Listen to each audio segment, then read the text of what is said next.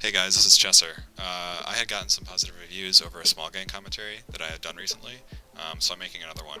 Here I have just a small fleet, about 4 or 5 guys fighting in V3 GE near VNI staging. I'm flying a Confessor in this video. Um, so that's just kind of the background information. So to get you started here, we were just attacking some people off a gate, and suddenly local spiked and this huge blob came in. Right away, we just kind of starbursted and everyone was burning in other directions. Near me, I've got a second Confessor, and we're being chased off by a Orthus and a Slicer. So the Orthus, for me, originally, on that burnout, is the most dangerous thing. Luckily, he started turning around and turning back, so that just left us with a Slicer, which we turned around back in on and killed. At this point, some of the slower ships we were flying with, the Phantasm and the VNI in particular, were slowly getting caught and caught down by the large amount of light tackle that they had. So as soon as I was done kind of fending off my little edge of space, I warped right back in to the larger ships to provide anti-support for them. My job as a Confessor in this fleet is basically just to kill and peel light tackle off of the bigger ships. The Confessor fit that I'm using right now has about a 45k optimal with Aurora in speed mode, and when I switch to Sniper, I have a 70k optimal, and I'm doing about 300 heated DPS from 70k, so it's pretty deadly as far as light tackling is concerned. Right here, our VNI and Phantasm are getting really close to getting scram webbed, and actually a few webs are being put on by these condors, so I'm just right here on the side trying to peel off tackle for them.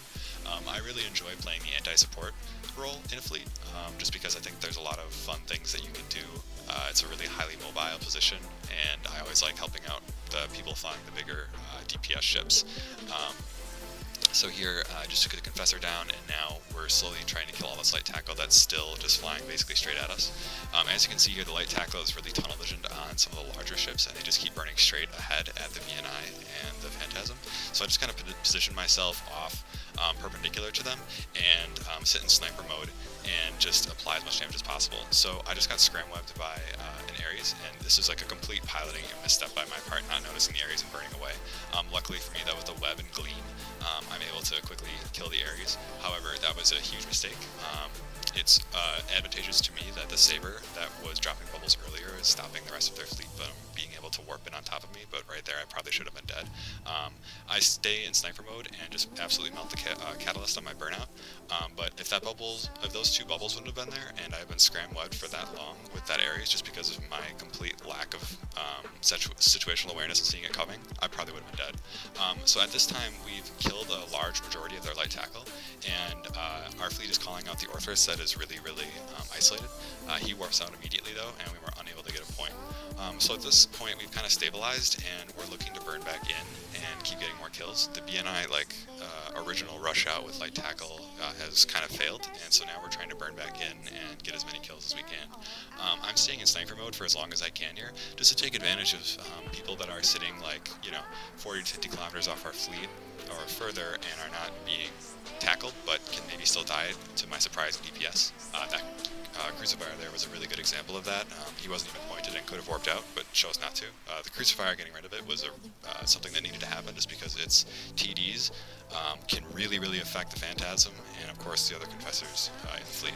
I'm going after a Sniper Corm here, and again the pilot just chooses not to warp out, which I guess is okay. Getting hit with 300 DPS from 50 to 60 kilometers on these smaller ships can be pretty surprising to some pilots, and again, them being pretty new and not very experienced, don't know how to warp out. This scythe here, again, is being completely caught out as the original rush out against our fleet has kind of failed. Ships that didn't get the memo to burn back to the gate immediately or warp off are now just being caught as me and the smaller ships are burning in to hold points and just to continue getting kills. What's kind of left on the gate now is just the remnants of their original blob that I assumed they had used to just surprise us and hopefully get like a scram web on either a Phantasm or the VNI for a really nice kill. So again, we're just cleaning up kills, and while we notice that the Orthus is still around and on the grid. I'm just putting on some light damage to it, but I have to be really careful because an Orthus can do a significant amount of damage to my ship. I'd say the Confessor that I'm flying, the three biggest worries or the three biggest threats that my ship has are definitely the Orthus, or any RLML ship, EAFs, and recons. So I need to keep a sharp eye out for that. This Rupture, again, just making a huge mistake here, just jumping in. our grid, and instead of burning back to the gate to save himself and just crashing, he's actually burning away. This mistake is what's going to kill him, because he's just burning away from the gate into our gang. I just think he clicked approach on someone, and that will kill him. He could have survived here, but I'm just sitting behind the gate now, just applying some more DPS while we're finishing off this rupture. Brave has been pretty lackadaisical, I guess, in their fleet discipline, just because, as you notice, the gate, there's some people coming in, some people coming out. They don't really have a good, cohesive plan, and because of our coordination, we're really taking it to them and using our really fast ships and our good communication to help pick up kills. So again, we have the Caracal burning away behind the gate. That's completely off. This rupture I'm just closing in on to help finish. Griffin comes in too, and it almost looks like they're having a second wind. There's another kind of small group of ships starting to appear in local, and we thought that maybe they're coming back for round 2. I'm just burning away here just to stay safe from the Griffin, considering I'm jammed, and I also just want to finish up that rupture that is still burning out and towards our fleet. I'm kind of confused on what the rupture pilot is doing, because a single T1 cruiser versus our fleet just burning out without any support is just kind of a fast way to die, and in short order he certainly does. Again, I'm staying in sniper mode here. Again, with my fit, it's really useful while in sniper mode, even with the standard, which is the ammo I'm using now. I'm getting, again, around 400 DPS up to 40 kilometers, so with small guns, my application to small ships is really, really good. There's a little bit of a lull in the fighting for a moment here, but the second wave that we were kind of afraid of is come through the gate in force. That Griffin was completely out of place and just burning at us pell-mell, which is kind of what's going on here with their fleet. They have this big blob that's coming again, and it's actually pretty scary. The amount of cormorants and everything else they have can do some serious damage to our Confessors. I think that it's a good move that they're warping to a wreck here. However, the majority of the fleet should not have warped to 0. If they would have warped to 50 or 70, they could have actually been in a closer position to our fleet. And it seems that the Orthus did warp to 50 or 70, and this has actually put him in a really scary position, because here he is like 40 to 50k off our fleet, and he's 40 to 50k off of his friendly fleet. So because of this, we call him primary, and throw all the damage we can on him. Sadly, we were unable to get a point again, and the 2 Confessors, which are going to be our really aggressive point ships along with the carries, are always hesitant to go in for a Confessor just because of the threat level that it is. So here again, we have their majority, or the bulk of their fleet, that had warped to a wreck at 0, burning back into our gang. And this is just me calling free fire and just shooting at every single possible thing I can get locked. Again, staying in sniper mode with my Aurora, I'm doing really good damage out to 70k, so I'm just really content just to sit here and let ships burn into me. They're destroyers, so they're very, very slow. It's pretty ideal. Again, they have a really big kitchen sink fleet that doesn't match up very well together. These Nagas, Hurricanes, and everything else are ships that are basically of no threat to me if I'm flying correctly. Their guns are never going to hit me, and because they're so slow, I can point them from a long range and just slowly DPS them down. As you can see, we have the Naga that I am trying to kill, just because it's the lightest tanked of the 3 ships that I have currently locked up. And while trying to put as much damage as I can on him, I'm cognizant to keep range as much as possible, just because the fleet count that they have right there is long range and can potentially do a lot of damage to my Confessor. I suddenly focus in on the Orthus here, because again, his extreme speed compared to with the kitchen fleet style fleet that they have over there, the main bulk of the fleet, is allowing this pilot to just kind of fly out into our fleet, and he's way too inexperienced to understand really how to engage our fleet. The carries, for example, is his biggest threat, and his lack of FOF missiles is what kills him here, because as you can see, the carries is staying nearby and damping him down to probably about 10 to 15 kilometers, so me and the other Confessor closing quickly on him, and I switched my high damage ammo into speed mode to get on him and kill this very, very caught out, very, very lone Orthus. RLML missiles are very good, however their reload time of 45 seconds can be really, really problematic, and coupled with the fact that we had a very strong E-War background with our carries, the damping him down to such a low range is basically a free kill. A better pilot could have probably survived that situation and certainly wouldn't have burned out like that against our fleet. So we just basically picked up a free 1 bill Orthus kill just because of pilot inexperience, and inability to quickly look at our ship types and understand what is dangerous to him. The carries also got the pod, so here we're just kind of all whoring on the pod just because it was kind of a laugh that an Orthus chased after a carries and then paid the price for making a big judgmental error. The main fleet, after I think the loss of the Orthus, I'm not sure if they were demoralized or whatever else, but they kind of took off.